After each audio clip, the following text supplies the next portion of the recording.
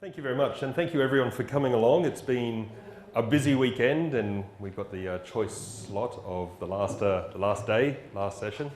We want to talk a little bit today about a program of education that's relatively new to schools here in Malaysia, but it's something that's been running for quite a number of years around the world, and that's the IB continuum of education. Some of you might have heard of the IB, and when you hear schools talking about when they're doing the IB, quite often it's they're talking about the last 2 years of education. And so there's schools here in KL, such as ISKL, Monkiara, Nexus, who are doing the IB Diploma program. And quite often when they talk about the IB, they're talking about one specific program. And we want to introduce you today to the whole range of programs that are on offer at different schools around the world that offer a range of the programs, sometimes one, sometimes more of these programs. The IB started back in the 1960s, and they offer what they call a continuum of learning. And so all the way through from 3-year-olds in the primary years program, through middle years, diploma, and now the newest program, the career-related certificate, it offers a continuum of education. And so instead of students having to jump from one program and one set of standards to another, students are able to stay within a program which emphasizes the main areas that are important in each program. Each age-specific grouping does education in a slightly different way, but there's a central core to what we do and the philosophy that we follow in IB programs that make them quite distinctive. This is a diagram that you can find on the IB website, and I don't expect your eyesight to be able to see this, but it shows that the IB started back in the late 60s with the introduction of the diploma program. It's been running now for 45 years, the diploma program. It started initially with a few international schools in Europe who are looking for some sort of common outcome that their parents could at the school could send their students to universities with a common graduation certificate. This has now progressed. The IB Diploma program is taught in over 2,500 schools around the world. There's about 200,000 students every year that are doing the final examinations, and there's over 2,000 universities which recognize the diploma program for direct entry. About 20 years ago, they introduced the middle years program as a way to move into the diploma program, and just after that started introducing the primary years program. And like I said, the newest certificate just started just a few years ago as well. And so it is a program that's been adopted by a lot of schools worldwide. They've had about a 10 to 15% growth continuously for the last 15 years, and now 3,500 schools worldwide teaching IB programs in 145 different countries. It really is a global system of education. So we're going to talk through the different programs that are available in the IB. One of the emphases in the programs is that the IB tries to develop lifelong learners, and it's a skill that's more important than just teaching content, than just worrying about assessment, but actually helping students understand their approach to how they can learn and how teachers can help bring that out in students. And so the best practices that they see and the research that's done shows that when students are given a range of educational opportunities and a range of ways to show their learning, then they become better learners. And so regardless of what type of content is in front of them, they're still good learners.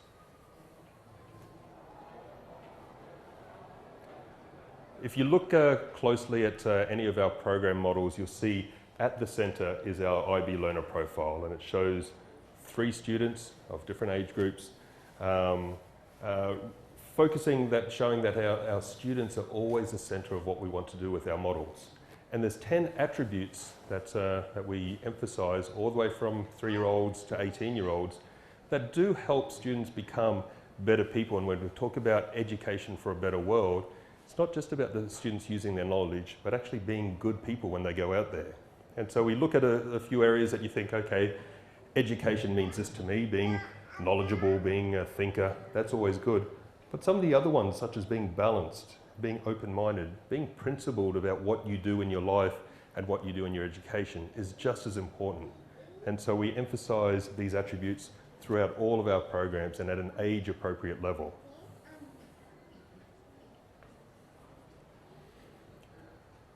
I have my colleague here, Mrs. McLeod, who helped set up one of the first primary years programs in Asia Pacific in Vietnam. And she's going to talk about the primary years program and what makes it distinctive and different from other elementary programs that you might have seen. And thank you for coming. As you become familiar with the IB, you'll see that we have the primary years program, middle years program, diploma, and then certificate. And you'll see the different colours, and that helps identify. So you'll always see primary years program as yellow. Primary years program is for students from 3-year-olds through to grade 5. In the Malaysian context, that's standard 5, and for UK curriculum, that's year 6. So that's the age range that we would be implementing PYP in any school around the world. What we have in the PYP is that we have the traditional subjects that you would know very well in any context that you might be in. There is maths and there is English, there's social studies, science, health. You will have that. Art, music, physical education. So you'll be able to see it, that it's around again, as Mr. Meldrum mentioned. Here's the circle, which is the centre for our students, and here are our subjects around. But as we have in all our programs, we're not just an academic-based school or an academic-based curriculum. We also start from the very young ones, and we just don't build as an academic child, but we really start to look at the social emotional element to every child or every student, and that starts from our 3-year-olds. So there is the IB learner profile starts from our 3-year-olds, and we use age-appropriate language to help build that component to them as a person. We also have an action component, which you can see when you look at this a bit more closely, and that is helping our children at whatever age to think more about other people and where they live and the environment rather than just thinking about themselves. When you think about some of the key words to describe the primary years program, it's really about making connections, not just learning in isolation, but making connections so it makes sense to them. It's helping them think critically, not just receiving it and being fed information, remembering it and having to write maybe a test or an essay about it. But we want them to think critically so they have a much deeper understanding, so they can start to reflect on what they have learnt and hopefully put that into a new context or a new environment so they can make new meaning in a new place. So we've just talked. It is an inquiry-based program. If you are the little ones for 3 and 4-year-olds, it's play-based, inquiry-based. But it is there so that students can actually help find out the information for themselves with our support, of course, and our guidance. It is the best practice. When it was developed 45 years ago for the senior students and continually from MYP many years later and PYP, the researchers and the developers went to the best curriculums around the world, and they looked for the university research to say what is the best approach for children to learn, what is the best environment, what are the best strategies for learning. So we are continually upgrading our strategies and our approaches for the teaching of our curriculum. The 4 key words that every teacher, a PYP teacher, has in their mind when they're deciding what they need to teach from their curriculum is that they have to always keep thinking, is this content relevant to our children here now?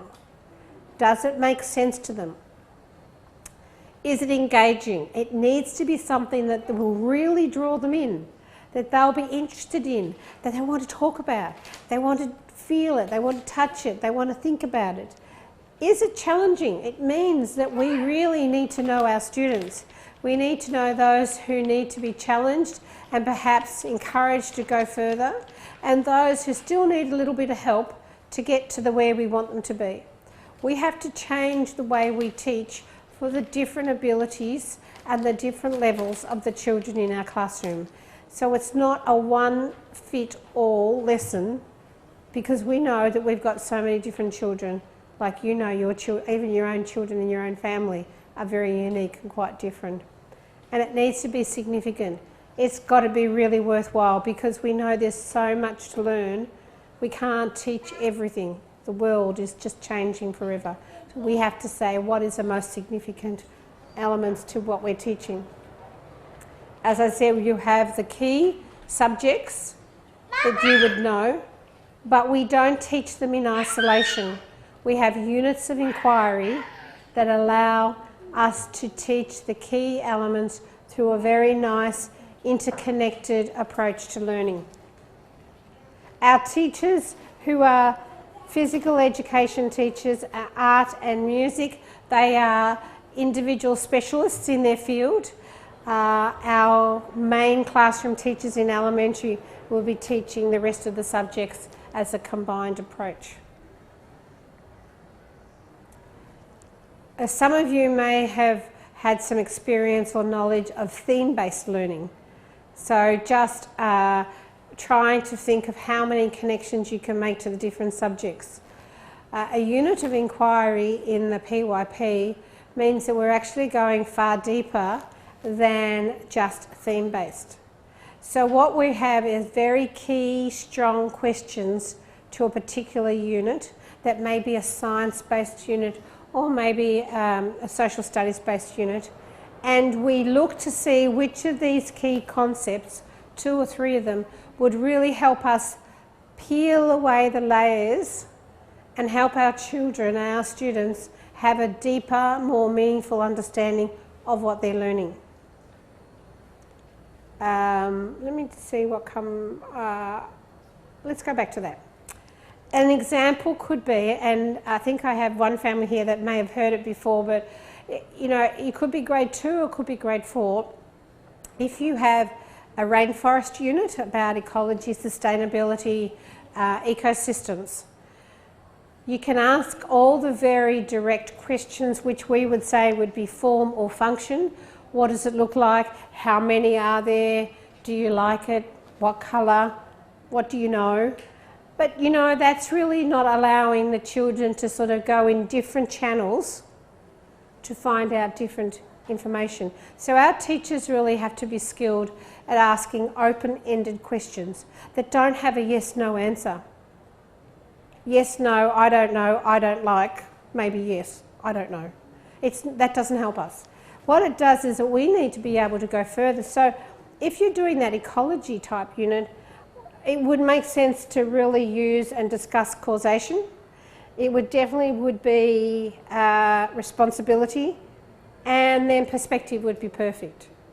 So the teacher would be posing questions throughout the unit, throughout the research, throughout the stories and the writings, throughout the videos that they watch, about causation, to help them understand how did things occur, what was the rainforest like before to what they might be like now, how have they changed.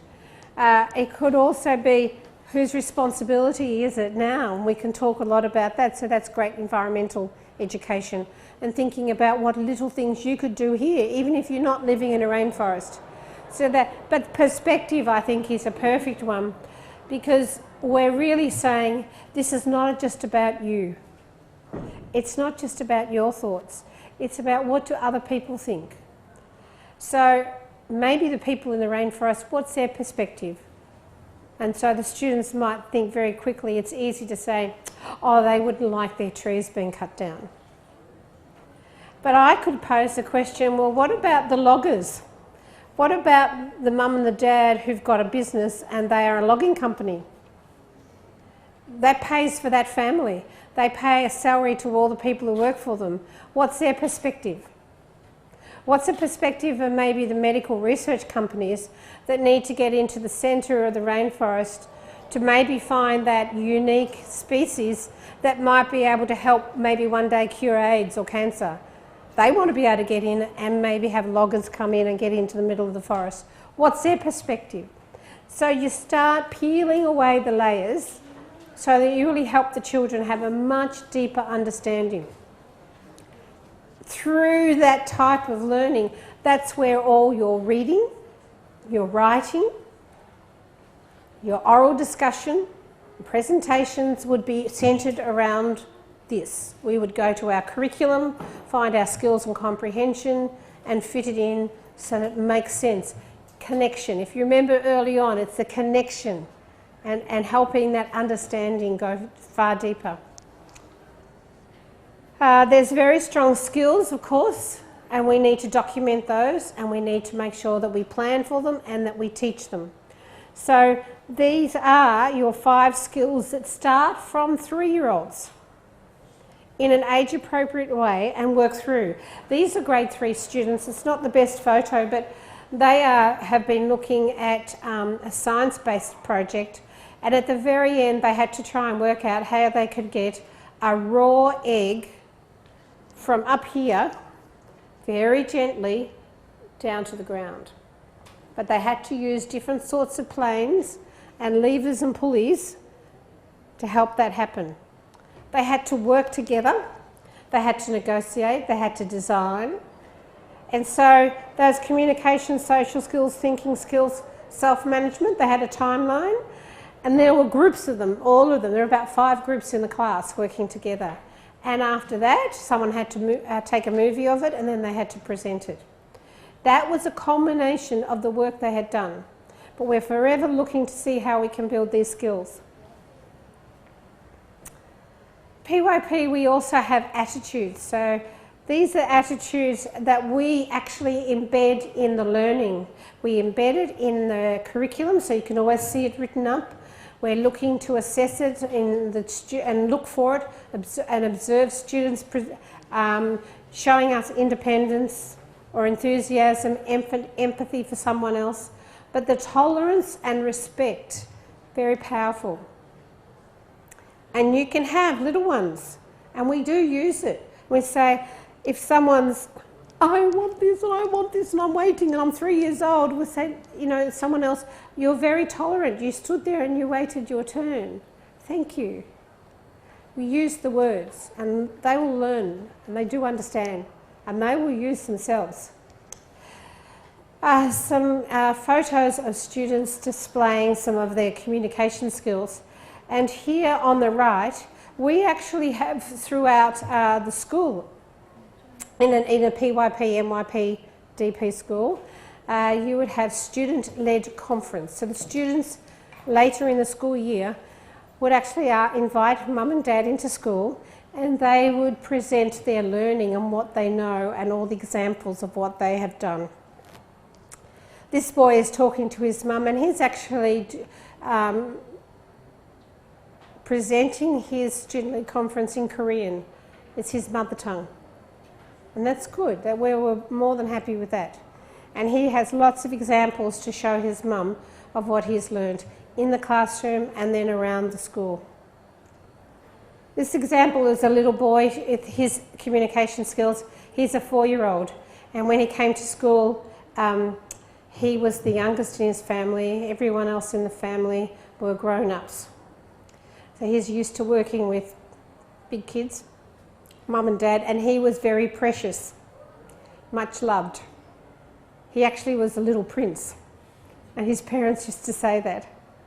So I think you can imagine he was used to getting his own way. He came to school and it was a bit of a shock. He had a way to go, but it was a great experience for everyone. This was a fabulous occasion because he was very used to saying, grab someone, come and play with me, or just jumping into their game, I want this, because he hadn't over time learnt those skills. So here he was, He really wanted these two boys to come and play and build something. He used his words, he found a picture of something he wanted to build, and he's showing them, come and build this with me, will you come? And his teacher took photos, and she was so excited when she saw this happening. So that was a huge step. And this is what they built. It took, I have to say, a couple of hours, because they came and they left, and they had to negotiate. So those skills we talked about thinking skills and communication skills, negotiation, self-management, we saw all of that. And they had to decide how they were going to build it without having a huge fight. And you know, 4-year-olds can fight. Unfortunately, they can argue. There was a lot of maths in that.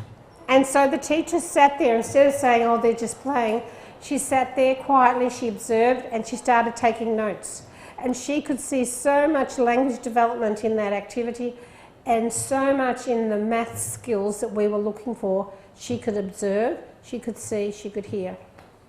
That's a typical way of being able to see and use assessment in early years. Commitment, cooperation, and a lot of tolerance. And when they got there, we were pretty excited. Young ones right through, from 3-year-olds right through the school. We want them, as I mentioned before, to think about not just themselves. And we want them to think that they can do something if they see something or they're not sure, they can actually take action. And so this is the action cycle that we teach them. If we see a little one who saw a toy in the doorway and they moved it out of the way because they thought someone might trip over, we would be saying, what great action, thank you so much. You made sure that no one would hurt themselves, you moved it out of the way. If they put their arm around someone who was feeling upset, that's action. It doesn't have to be, I'm going to raise money for a charity. It can be action in their own environment when they're little, and then they slowly start to think outside that. Turning the light switch off.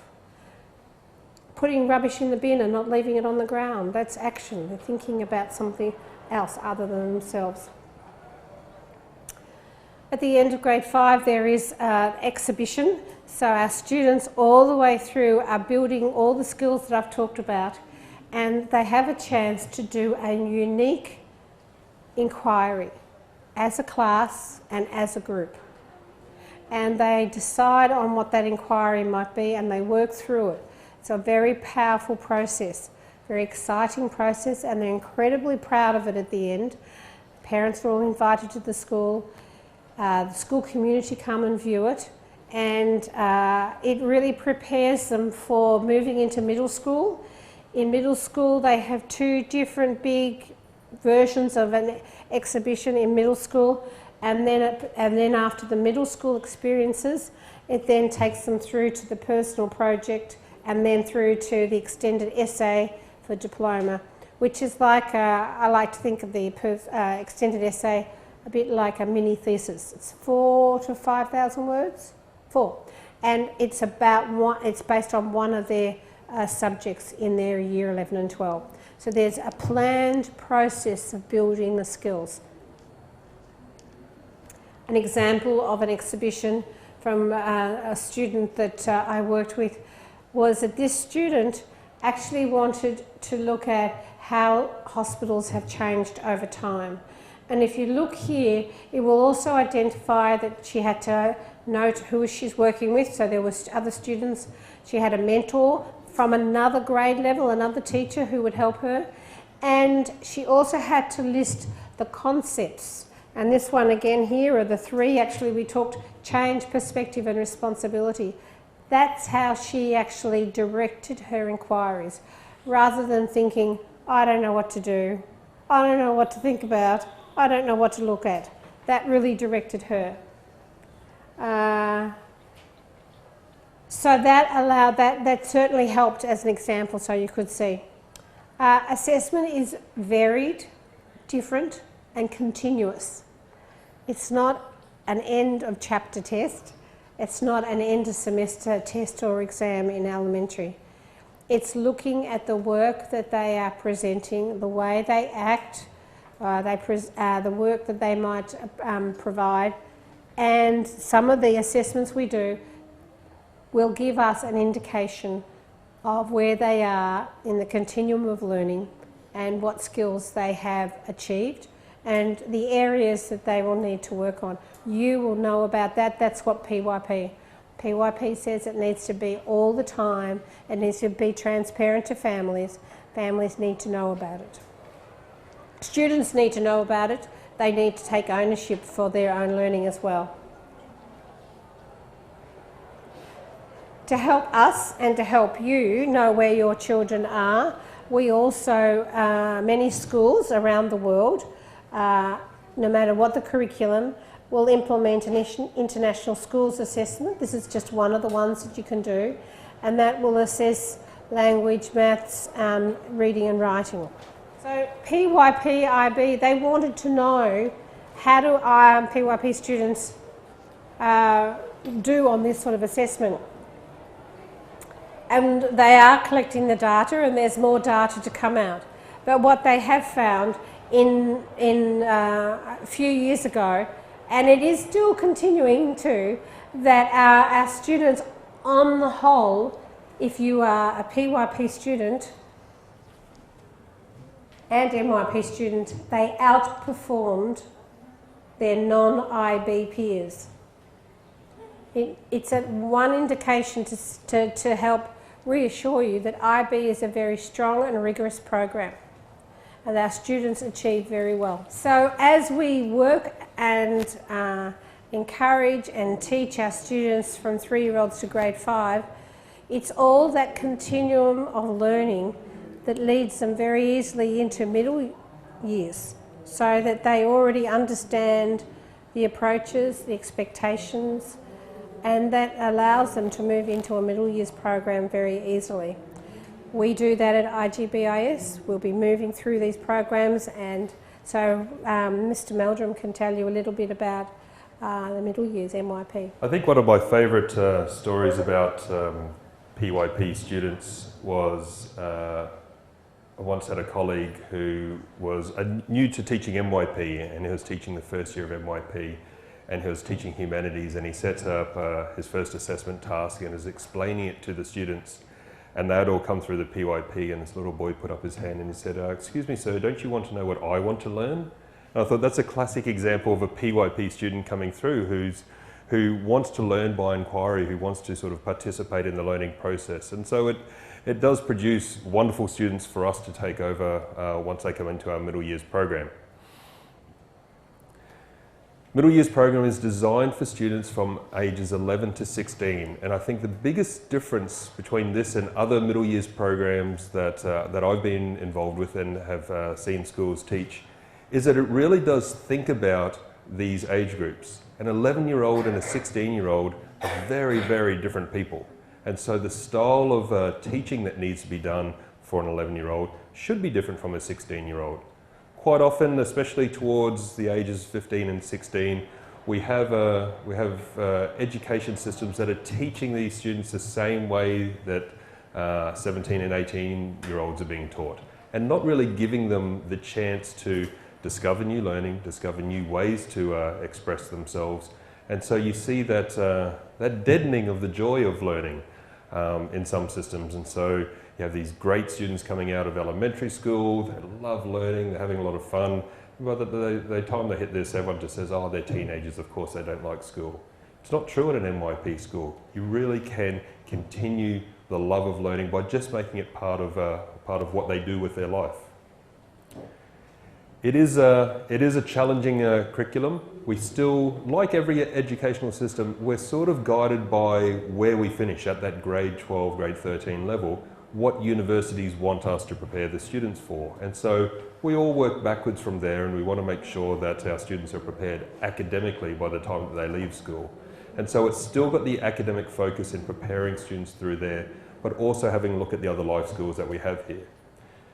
Probably the biggest challenge and for our teachers, and I've got a maths and science background, is how to make the connections with the real world. And I can tell you as a maths teacher, I've been asked once or twice, when am I going to use this in the real world? it really does make the teaching more difficult, but also more rewarding, because we need to think about how we're going to present this so that students see the relevance with the real world and with other subjects as well. We see from our elementary school colleagues how they can tie this together with their transdisciplinary themes, and we want to tie it together as well, not just teach in our little silos and teach irrelevant information. We have our 8 traditional subject areas, and so throughout all of the IB programs, we're always focusing on 2 languages. Having language development is always an important skill. We cover humanities, maths, sciences, arts, designs, PE. Same sort of subjects that you'd see anywhere. And if I was teaching grade 9 science here or grade 9 science in Australia, I'm still teaching the same sort of topics. Periodic table, thermal energy, same sorts of ideas. And so the content is still there. We focus on areas like service and action. Mrs. McLeod talked about action at the early years, and we still continue this through all the way through to our students finishing the diploma program. Service learning is an important aspect as well, and we start to bring out this more as the students mature through the middle years. And it can be service such as getting involved with community groups, looking at environmental issues and all that, all the way through to the service within a school. Just say we have a student who's a great basketball player in grade 9, his service might be going down and helping train some of the younger students with some of the basketball skills. It doesn't need to be something where you're trying to change the world at the age of 13. Of course, if you can, that's wonderful, and there's lots of students out there who can do that. But it's a matter of thinking, what is something that I can do that doesn't necessarily directly benefit me, but can help other people with the skills that I have. Also looking at the project work that we do. We start about halfway through the middle years program, students working together on some sort of community project to give them the idea of what it means to work together in groups and how to share responsibility and take those skills further from the primary years program, through to the end of our middle years program, where the students do take a personal project on, and again try and focus that on an area that they're interested in and something that they can demonstrate through their research, the type of skills that they've learned throughout the program. I could honestly talk about this all day long, and I was very lucky before I moved to Malaysia a year ago to help set up IGB International School, that I worked with the IB for a couple of years in The Hague, working on middle years program and diploma program development. And so there actually have been days when I have talked about this all day long.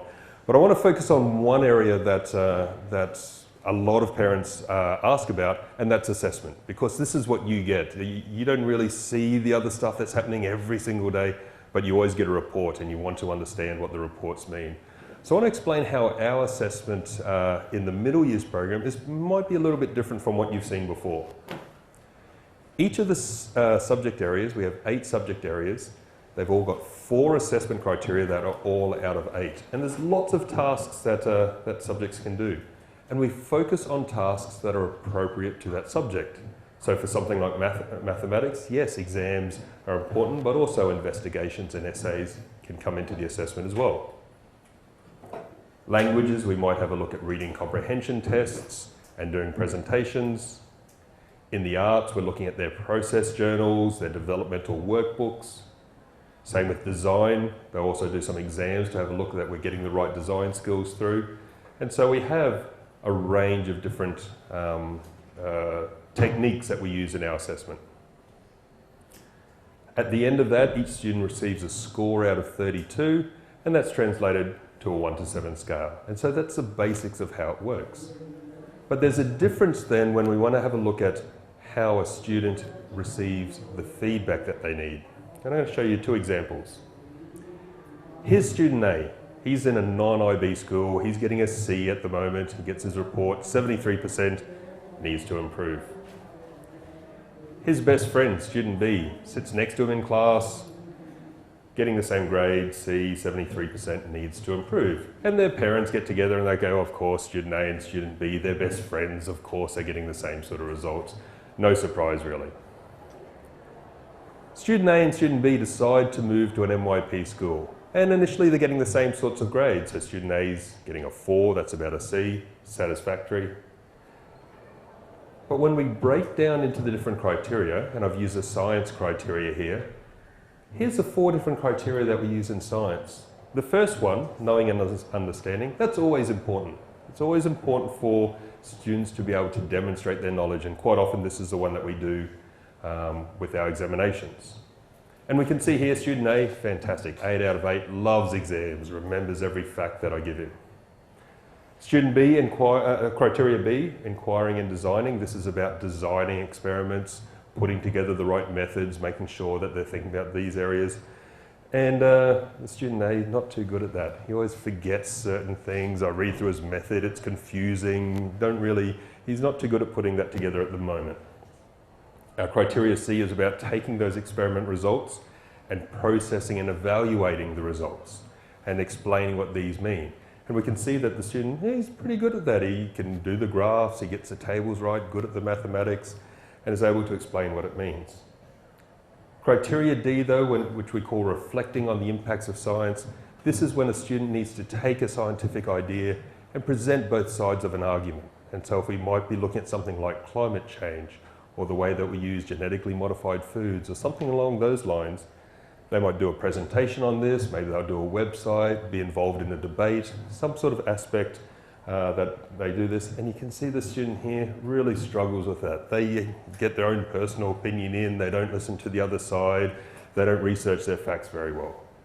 So we can see here that the student has different strengths and different weaknesses. And so when a teacher is working with them, they know that there's certain areas that they need to focus on in helping them improve. Student B comes along, again, getting the same sort of results again, but when we look at their criteria, you can see, I just mentioned the word exam and they break out in sweat, they don't even want to go near an exam. But with the designing their experiments, they're good. They think of different ways to do it, they get their equipment ready, they're quite organised. Evaluating their experiment though, terrible. Their graphs all over the place, they forget to put units in, whole struggle. But if I was going to ask someone to debate another student on a scientific area, they're fantastic. They can put together essays, great presentations, very convincing in what they do. And so even though these 2 students are getting the same result, where they're getting their grades from are very different. And so it's important for us to be able to see these different types of tasks and see that a student that is good at exams and a student that is bad at exams can still get the same grade as long as we're focusing on other areas of knowledge as well. There's a great educational speaker called Rick Wormley. He was a teacher and he goes around and does presentations, and Mrs. McLeod and I have been lucky enough to see him present. He's got this great mantra. He said, students can succeed without grades, but they can't succeed without feedback. And that's the same with everything that we do in our lives, is we need that feedback to know where to improve. And so when we're looking at our criteria, this is a simplistic way of doing it, but we start off with our criteria and we say, the reason why you're not getting an 8 out of 8 for what you're doing is there's certain levels that you haven't reached. And within this, we break it down between testing the variable, stating the variable, testing the method, doing all this sort of stuff. And so this plus the additional teacher feedback gives the student an understanding of where they need to improve the next time we do this criteria. We also have a look at this in our overall grading as well. So if we see that a student, their first experiment that they did, they were brand new to MYP, they didn't quite understand, but they got the feedback, and for their criteria B and C, they actually did improve. They moved up to a 4 from that 1 and 2 because they got that feedback. When we give the final grades though, we don't just average it and say, okay, well, you started bad and you ended well, but we'll average you out to a 2.5. We have a look at where they have improved to. And so if a student has listened to the feedback and has been able to move up, then we can give those grades as well. I've taken one of the criteria here. We can see a student that's come in, continued to listen to the feedback, continued to improve. So when we get to our final reporting period, we can talk about how they have improved and listen, and their final report is a 4, not a 2.75, whatever this averages out to be. which is an unfair way of doing it. And so we try and build those skills up year by year at an age-appropriate level to try and get them to keep on improving them as learners. And that's the key thing. Next year when we're teaching them something else, they've built up the skills that they need as a learner. It's a really quick snapshot of the middle years program. It's very powerful though. It's very powerful to see a class moving forward with that learning process. Entering into the diploma program. This is the one that a lot of schools focus on because it's a fantastic program that is very strong academically, but also very strong in other areas as well. Similar to the first two programs that we talked about, it develops skills outside the academics. Some of the best universities around the world have consistently supported this. The first two universities that helped set up this were Oxford and Harvard, and they've been big supporters of the IB ever since. It prepares students by giving them the skills that make them good students for universities. We often have universities come and talk to us and say, we see the diploma program students come in and they're ready for the independent learning.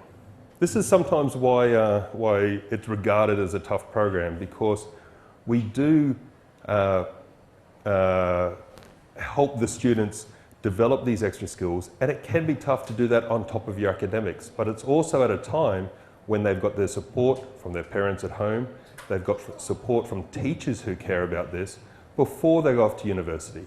Quite often I'll have my graduates come back and they'll sound like old people. They'll say, my friends, I can't believe it, they're sleeping in, they're missing lectures, they're handing stuff in late, because they've had to learn this independence when they're at university. When you get to university and the lecturers, they don't care if you don't hand something in, and they don't have someone on their back, hounding them to do stuff. That's why with the diploma program, we try and give students these skills. And so when they go to university and they've got that independence of learning, they've got that motivation, and they've got those time management skills, that helps them a lot. So it is a bit of a tougher program because we're expecting a bit more of our students. We cover 6 subject areas. Universities like the broad coverage that we have here. And again, 2 languages are always part of an IB education: sciences, maths, humanities, and the arts. Students can specialise a little bit. If a student knows that they want to go off to do a science-based course, they can, instead of doing an arts, they can do 2 sciences, or they might want to do 2 individuals and societies if they want to go off and do an economics course. And so there is some flexibility for specialisation. But universities also like to recognise that the broad education that they're getting prepares them better as well. We have an area where we can continue on with our service and our action learning called creativity, action and service. And then 2 distinctive parts to the diploma program. One is our theory of knowledge course. It's a philosophy of learning course, so it teaches students to ask questions about their learning, why we know what we know and how do we know that.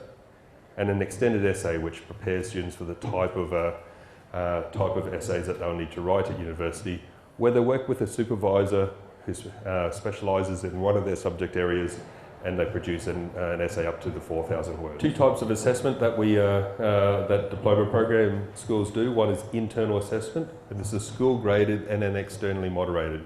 With so many schools around the world, the IB has to make sure that the level of assessment is consistent. So a student graduating in Brazil with a certain score is equivalent to a student graduating in Malaysia with that same score. And so there are a team of about 6,500 educators around the world who work at schools that make sure that they moderate this internal assessment. So I can't overinflate my grades, give every student the top grade in this and expect them to be able to sneak into university. My work as a teacher would be sent off to other people, and they've got a series of moderation to make sure that the grades are kept consistent. This is usually about 20 to 30% of the final grade for most subjects. They then have the external assessment, and these are the exams at the end of the course. Schools can do the exams in May or November, depending on when they start teaching. And these are ones that are set and marked by IB examiners. When the process for setting the exams takes about 2 to 5 years for the exams to be set, because they do go through a rigorous process of making sure that they're up to date with the latest exam setting techniques. They work with people from universities to make sure that they're at the level that's appropriate, and so they keep on reviewing that process. Again, they're marked by examiners all around the world, and it's about 70 to 80% of the assessment. At the end, the subject qualifications. You have 6 subjects on a 1 to 7 scale, giving 42 points, and then how well the students do in their theory of knowledge and extended essay can contribute up to another 3 points, giving a total of 45 points, which is what the universities then recognise. The International Baccalaureate Organisation is really interesting. They're not just a program development education body, but they also come out and they authorise and check the levels of schools. They help train teachers around the world. There's a continual training process that all IB schools must comply with to make sure that teachers have the latest training. But another thing they do is that they work with universities and government organisations to get the recognition.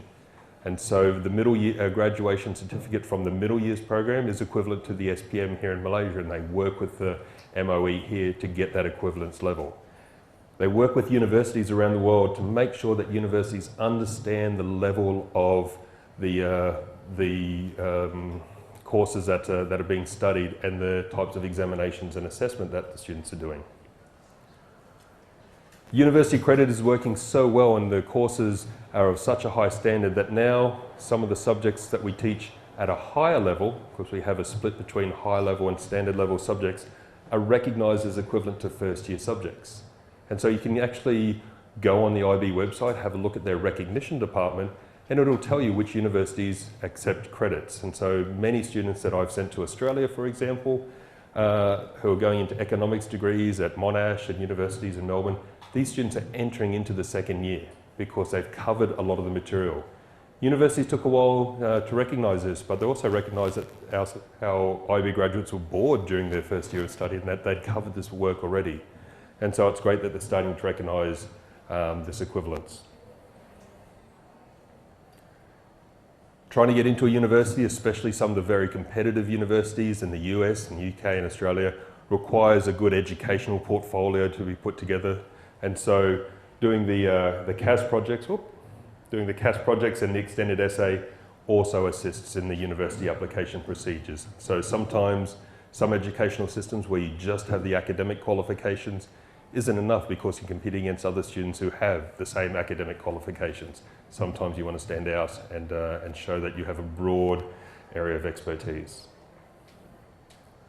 This is the IB recognition webpage, and you can go here and have the IB in Egypt, have a look at what universities are there, have a look at whatever country you want to, and find out what the university qualifications are there.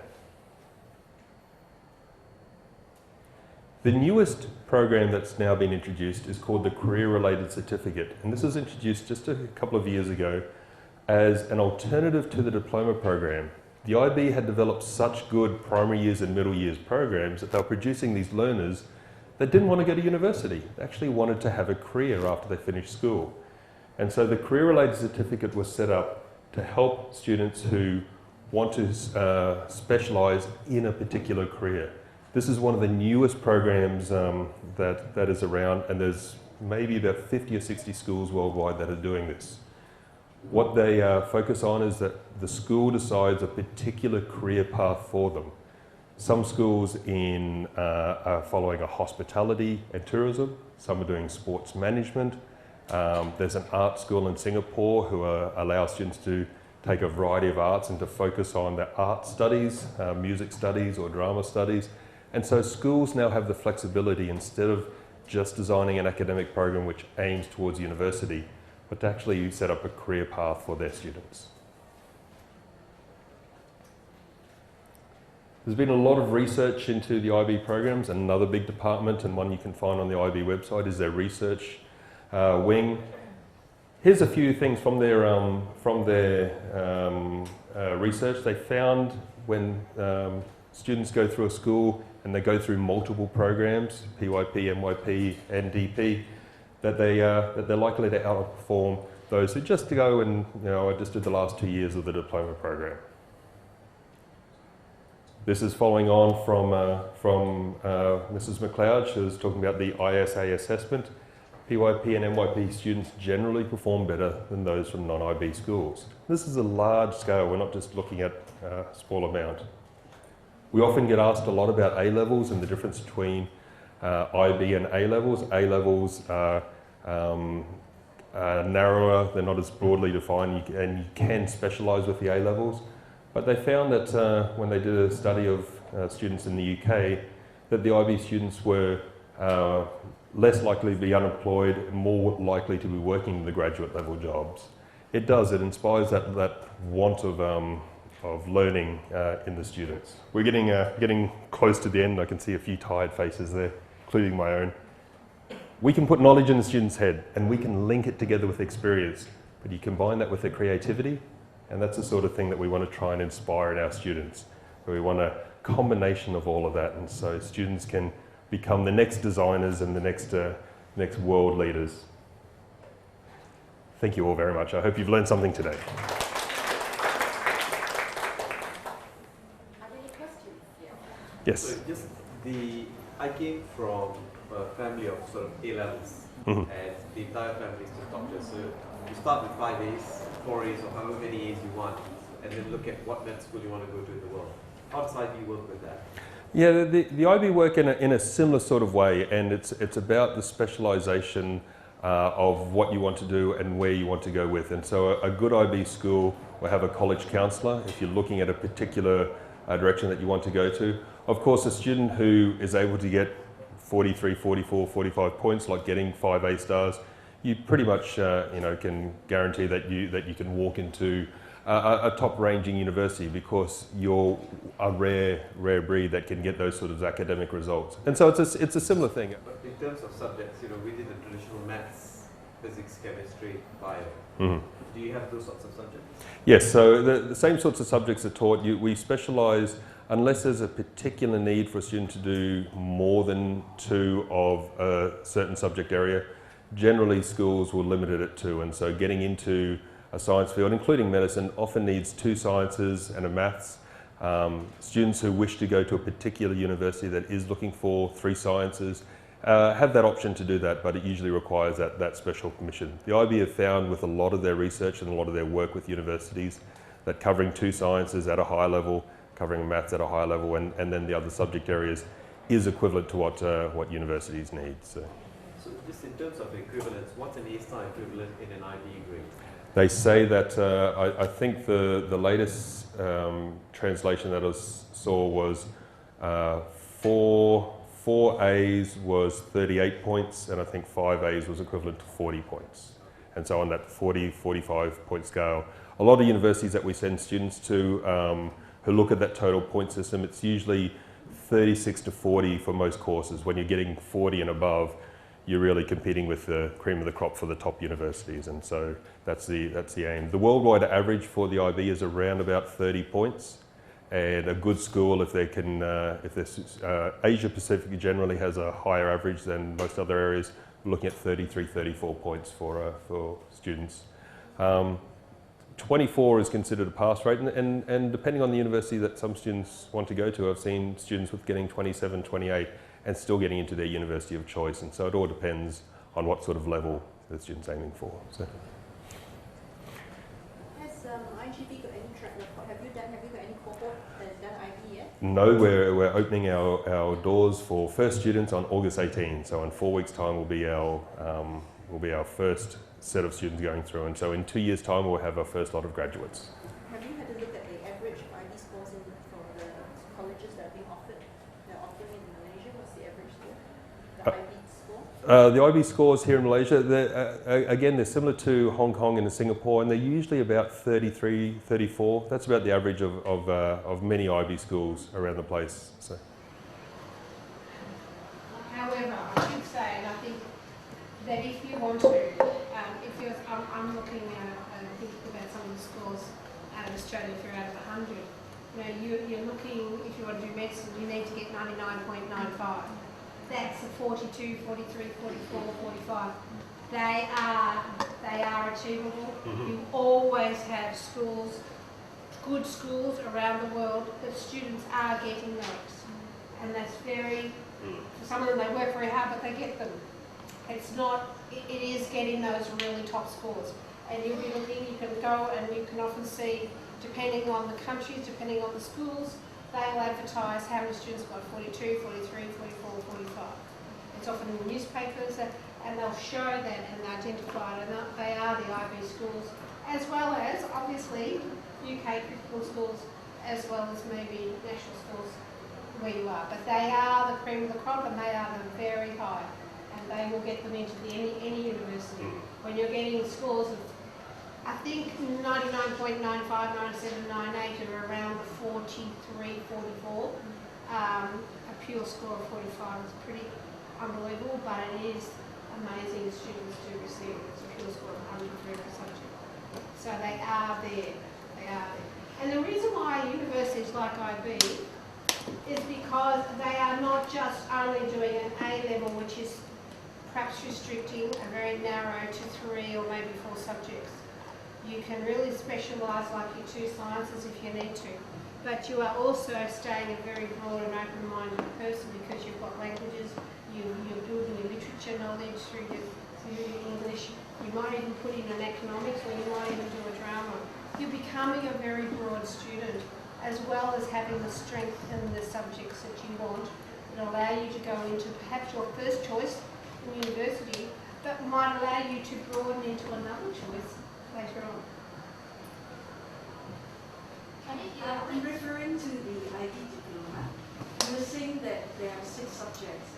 How do you help the students to pick the 6 subjects? Or, it's fixed. The student just come in and they have to... Different schools do it in different ways, and some schools have a more restrictive choice. The middle years program and the primary years program, every student in those grade levels must do it. Some schools with the diploma program, it's not every student that's doing the diploma program. And so some bigger schools, you might have 200 students in the school, but maybe only 20 or 30 are doing the diploma program. So because of that, then they have a smaller choice of subjects. And then the dedication and the desire for a student to do well in a subject. We look at the combination of all of that, plus where they want to go to afterwards. So sometimes a choice, they might have 4 of the subjects that they really need, they really like to do, and then there's another subject that they need for their university that they're going to have to push themselves. And then another subject, they might look at a language and think, I just want to learn this language and it's something new. And so it's a combination. Generally for students coming through our school, we've got a college counsellor who starts working with them sometimes as young as grade 8 and starts to look at the pathways that they need to do.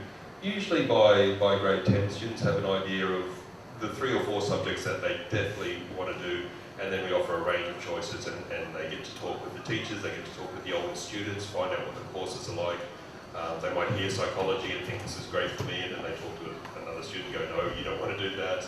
And so there's a range of choices on offer, and every school offers something slightly different as well. So it's rare to find a school that offers every single possible choice with the IB. But generally about 3/4 of the subjects are available in each subject area. So.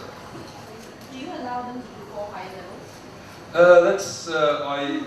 I've always had students who have done 4 higher levels. It is the limit of the IB. The IB won't let anyone do 5 higher levels. Definitely, I know that some US universities like to look at high level results before they even look at the total points. And so sometimes choosing 4 high levels is the right way to go. Students that have done it successfully, especially students who are bilingual and can do high level in 2 languages, and then doing another 2 high levels after that could be quite an easy thing for them. For an average student, unless they have a real need to do the 4 high levels, sometimes it can impact their total points, and so the amount of work that they need to put into that 4th high level might take down their grades in another one. So it's a balance of points versus the need for the high levels versus the background. I've had students come in who are amazing, talented musicians and are bilingual, so straight away they've got 3 easy high levels for them. So yeah, so it all depends on the students. For the PYT programs, can you elaborate more? Why is the IB learning tend to outperform the IBC learning?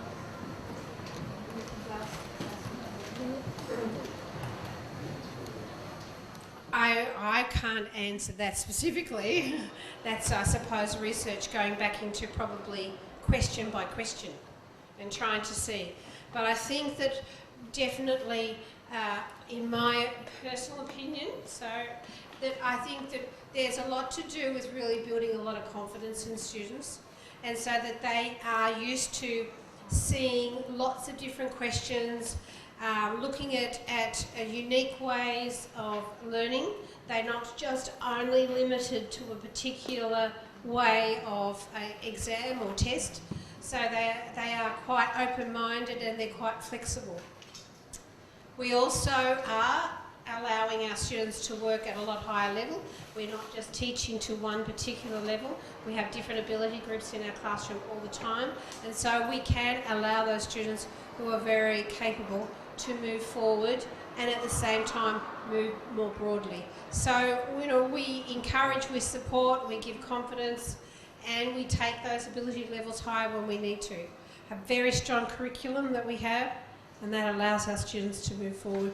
And obviously for those, perhaps those reasons, and perhaps there's more reasons, but it's probably the interconnectedness of our learning, that it's not purist, and that we can see how to answer some of the questions that may be on some of those assessments because we can see how they're connected. Whereas if, an example, if you're in a curriculum where it's very much spoon-fed, this is the information, you listen to it, you learn it, and then you answer it back, you're not really, when you get a problem, you're completely thrown. You don't know quite how to approach the problem. We teach problem solving right from 3-year-olds. So that's the type of assessments that often, it's not just facts-based assessments, it's how you apply your knowledge, and that's very much IB. If, let's say, the student does an IGCSE course before, would you still encourage the person to go and switch to IB, or would you think that it's better for them to continue with A-level? I like the fact you asked that question. Yeah, no, well done. It's a really good question, and often, even though we work for IGB International School, we're educators first, and so every student has that little bit of difference. And there's been times families have come in and the students done IGCSE, they know they want to go to the UK, they're in a school that they love, they're doing activities that they love, and it's hard for me to say, come to our school when you're already having such a good time and being successful in your school.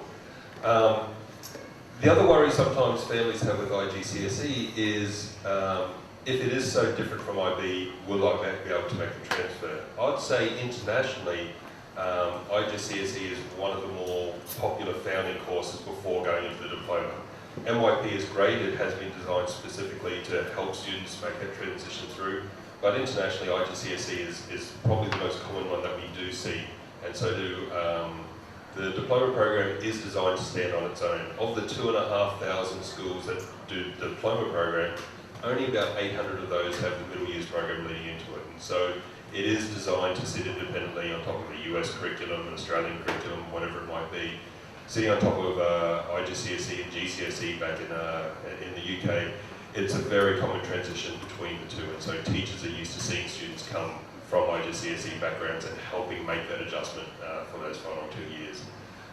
It does open up the world a little bit more by how broadly it is accepted around the world.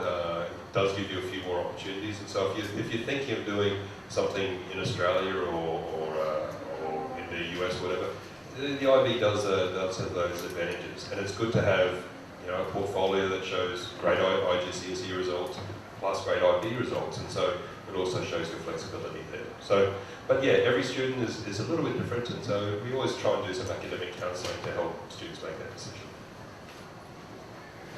Yes?